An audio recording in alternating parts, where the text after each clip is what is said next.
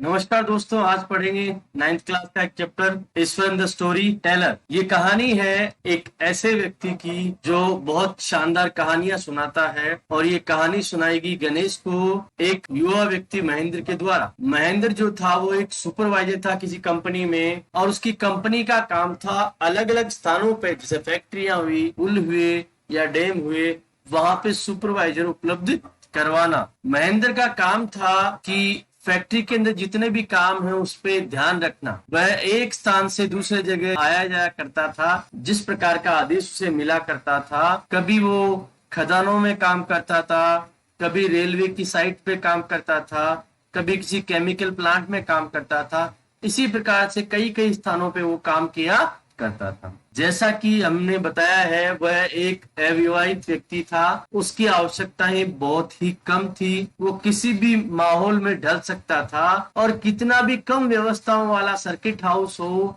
या किसी प्रकार का टेंट हाउस हो या टेंट बना हो, वहां भी वो रह सकता था। लेकिन उसके पास एक संपत्ति थी। वो संपत्ति क्या थी? उसका नौकर ईश्वरन। ये जो उसका नौकर जो था वो महेंद्र से काफी जुड़ा हुआ था और बिना किसी शिकायत के उसके साथ में आया जाया करता था। महेंद्र का जहां कहीं भी तबादला होता था वह उसके साथ आना जाना किया करता था। ईश्वरन के अंदर एक बहुत ही विशेष गुण था। वो ये गुण था, वो जहां कहीं पे भी जाता, चाहे कैसा भी वो वीरान स्थान हो, आसपास में कोई भी दुकान न दिखाई दे, परंतु वहां से भी वो सब्जियों की व्यवस्था कर ले। जब कभी भी महेंद्र किसी नए स्थान पे पहुंचता तो घंटे भर के अंदर ही ईश्वरन जो है फटाफट बहुत शानदार खाना बना लेता। इस बात से महेंद्र हमेशा ही बहुत चकित होता था। महेंद्र बहुत सुबह जल्दी उठ जाता और ब्रेकफास्ट जल्दी कर लेता और फटाफट खाना लेके पहुंच जाता। महेंद्र के जाने के बाद ईश्वरन अपने रूम की साफ सफाई कर लेता, कपड़े धो लेता और अच्छी तरह से आनंद लेता नहाने का, खूब सारी पानी डाल के। और उसके बाद में लंच टाइम के समय में अपना खाना खाता, थोड़ा सो लेता और फिर वो तमिल की किताबें, कुछ कहानियों की पढ़ाई करता था और उनको उनके बारे में अच्छी अच्छी जानकारियां लेता था, ताकि वो अपनी कहानियों में रोचक तत्वों को डाल सके। उसके खुद के जो विवरण है वो इस प्रकार से होते थे कि तमिल लेखकों से वो मिला करते थे और छोटी सी छोटी घटना को वो जब भी बताया करता था वो इतने आश्चर्य, इतने रहस्य से बताया करता था कि हर एक व्यक्ति चकित हो जाता। अगर उसे यह भी कहना है कि उसके सामने एक गिरा हुआ पेड़ हाईवे पे दिखाई दिया, बिल्कुल साधारण तरीके से उस बात को नहीं बताएगा। वो ऐसे बताएगा, अपनी आईब्रोज को एकदम ऊपर कर लेगा और एकदम हाव भाव बना लेगा कि मैं एक बार जा रहा था, रास्ता बिल्कुल सुनसान था, यहाँ कोई नहीं दिखाई दे रहा था। फिर क्या हुआ? अचानक अचानक मेरे सामने एक बहुत ही खतरनाक राक्षस दिखाई दिया और जैसे ही मैं उसकी तरफ मुड़ा, मुझे डर लगा, मैं पीछे लौटने लगा। पर मैंने सोचा एक बार जाके देखता हूँ, और जैसे ही मैं उसके पास जाके देखता हूँ तो क्या, ये तो एक गिरा हुआ पेड़ है। मैं तो यूं ही डर गया था।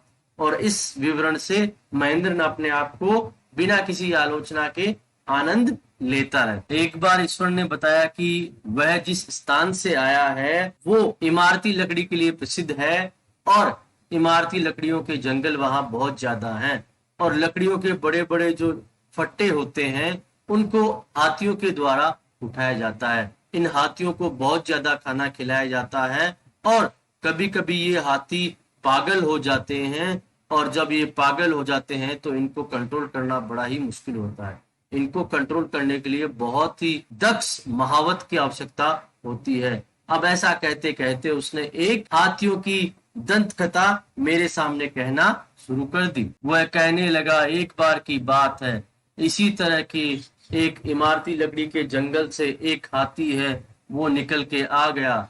और वो कहाँ आ गया? वो बाहर आ गया। उसने झाड़ियों को, पेड़ पौधों को यहाँ वहां तोड़ना शुरू कर दिया। सर, आपको पता ही है हाथी जब पागल हो जाते हैं तो वो कितने खतरनाक हो जाते हैं। और ईश्वरन अपनी कहानी को बताते हुए हाथियों की तरह उछलना कूदना, ये सब हाव भाव करना शुरू कर देता है। एलिफेंट के बारे में उसने बताया कि हाथी जो है शहर के बाहरी इलाके में आ गया और वो मुंडेरों को, दीवारों को लकड़ी की माचिस की तीलियों की तरह तोड़ने लगा। और मुख्य सड़क पे आने के बाद में ये जो जितने भी फल बेचने वाले और भी जितने छोटे मोटे कपड़ों की जितने भी छोटे मोटे दुकानें थी उनको तबाह करने लगा। लोग दर्द तकलीफ से यहाँ वहां भागने लगे। डर जो हाथी है स्कूल के मैदान में पहुंच गया, बच्चे खेल रहे थे वहां पे, उसने दीवार को तोड़ा और वहां पहुंच गए। जैसे ही हाथी वहां पहुंचा तो जितने सारे बच्चे थे फटाफट रूम में भागे और दरवाजे बंद कर लिए। ये हाथी, ये जो जंगली हाथी है, गुर्राया और सब लोग डरने लगे। उसने फुटबॉल का गोल पोस्ट उसे भी उखाड़ फेंका, वॉलीबॉल का नेट और इन सबको उसने तबाह कर दिया, पेड़ पौधों को तबाह करने लगा। और इसी दौरान सारे टीचर्स थे वो सारे छतों पे चढ़ गए और वहां से इस हाथी के द्वारा मचाई गई तबाही को शांति से देखते रहे, क्योंकि कोई भी कुछ भी नहीं कर सकता था। मैदान में कोई भी व्यक्ति दिखाई नहीं दिया, ना कोई बच्चा और ना ही कोई बड़ा। गलियां भी सूनी हो गई, वहां कोई भी दिखाई नहीं दिया। सब हाथी से भयंकर रूप से डरे हुए थे। मैं बहुत छोटी क्लास में उस समय पढ़ा करता था और छत के ऊपर बैठा हुआ सारा ये ड्रामा देख रहा था। पता नहीं मेरे दिमाग में अचानक क्या आया, मैंने एक टीचर से एक छड़ी को लिया और फटाफट सीढ़ियों से दौड़ता हुआ खुले मैदान में आ गया जहां हाथी दहाड़ रहा था। और मैंने उसे ये लकड़ी दिखाई और हाथी ने भी मेरी तरफ दुष्टता से मुंह किया। उसने अपने पैरों को जमीन पे मारते हुए मेरी तरफ देखना शुरू किया। यहाँ बहुत ही भयानक सीन होने वाला था। सब लोग देख रहे थे ये बच्चा ऐसे कैसे नीचे पहुंच गया। मैं धीरे धीरे उसकी तरफ मुड़ा, लकड़ी मेरे हाथ में थी और सारे लोग एक टक निगाहों से इस दृश्य को देख रहे थे। एलिफेंट, हाथी मुझे गुस्से से देख रहा था। वह मेरी तरफ दौड़ा, मैंने लकड़ी को उठाया और मैंने लकड़ी को उठाने के बाद में अपनी पूरी ताकत लगा के उसके पैर पे तीसरे अंगुली नाखून पे मैंने इसे जोर से मार दिया और कुछ ही क्षण में जो हाथी था वो कप कपाते हुए नीचे गिर गया। किसी को भी विश्वास नहीं हुआ कि ये क्या हो गया। इसी पल ईश्वरन जो है वो कहानी को रोक लेता है और कहता है, सर मुझे अचानक याद आया रसोई में कुछ काम बाकी है, मैं अभी जाके आता हूँ। और तुरंत वो रसोई में चला जाता है। महेंद्र बेचारा इंतजार करता रहता है कब वो आएगा, कब कहानी को पूरा करेगा। लेकिन ईश्वरन जैसे ही लौटता है वो कहानी को वहां से नहीं उठाएगा, वो यहाँ वहां की बातें करेगा। फिर महेंद्र को उसे कहना पड़ेगा कि अरे भाई वो कहानी तुमने बीच में छोड़ दी थी, उसको पूरा तो करो। फिर वो ईश्वरन उसे कहता है, हाँ मुझे याद आया। उसके बाद में एक जानवरों के डॉक्टर को बुलाया गया उस हाथी को सही करने के लिए और 2 दिन बाद में उसको उसके महावत के द्वारा जंगल ले जाया गया। महेंद्र बड़ा ही चकित था। उसने ईश्वरन से पूछा, तुमने ये सब कैसे किया? इतने बड़े खतरनाक जंगली जानवर को कैसे नियंत्रित कर लिया? उसने कहा, सर ये एक जापानी कला है जिसे कराटे या जुजुत्सु कहते हैं और इसके बारे में मैंने कहीं पढ़ा था। इससे क्या होता है, हाथी का जो नर्वस सिस्टम होता है, नियंत्रण करने का जो सिस्टम होता है, उस पे पैरालिसिस हो जाता है, वो अपंग हो जाता है। ऐसा कोई भी दिन नहीं बीता जब ईश्वर ने इस तरह की शानदार, डरावनी और रोमांचकारी कहानी मुझे नहीं सुनाई हो, चाहे उस पर विश्वास किया जाए या ना। लेकिन महेंद्र जो है वो बहुत ही रुचिकर तरीके से उन कहानियों को मजा लिया करता था। ईश्वरन जो है महेंद्र के घर में टीवी की कमी को पूरा कर दिया करता था। एक सुबह की बात है, महेंद्र अपना ब्रेकफास्ट ले रहा था तो ईश्वर ने पूछा, सर क्या मैं आज कुछ खास बना लूं? आज एक बहुत ही विशेष दिन है। हमारी परंपराओं के अनुसार हमारे पूर्वजों की आत्माएं जो कि भगवान के पास चली गई है, उनको भोजन खिलाने का दिन है। तो उसने कहा, ठीक है भाई, अगर तुम बनाना चाहते हो तो कर लो। और उस दिन उसने बहुत ही शानदार खाना बनाया और महेंद्र ने उसके खाने बनाने की जो कलाएं हैं उसकी तारीफ की। और उसी के साथ में ईश्वर ने एक बहुत ही शानदार कहानी जिसमें सुपर नेचुरल, जो वास्तविकता से बिल्कुल अलग हो, ऐसी कहानी उसने शुरू कर दी जिसमें आत्माओं का विवरण हो। उसने कहा, सर क्या आप जानते हैं जिस फैक्ट्री साइट पे हम लोग रह रहे हैं वो एक बार क्या था, शमशान जैसा मैदान था। एक बार तो मैं यहाँ आया था तो मैंने क्या देखा, यहाँ पे मनुष्य की खोपड़ियां भी मुझे दिखाई दी और हड्डियां भी मुझे दिखाई दी। महेंद्र, जिसने बेचारे ने अच्छा सारा खाना, आनंददायक खाना लिया था, वो बिल्कुल इस बात से हिल गया। और इस तरह से ईश्वरन अपनी कहानी को बताता गया कि मैं आसानी से चीजों से नहीं डरता हूं, मैं बहुत बहादुर हूं।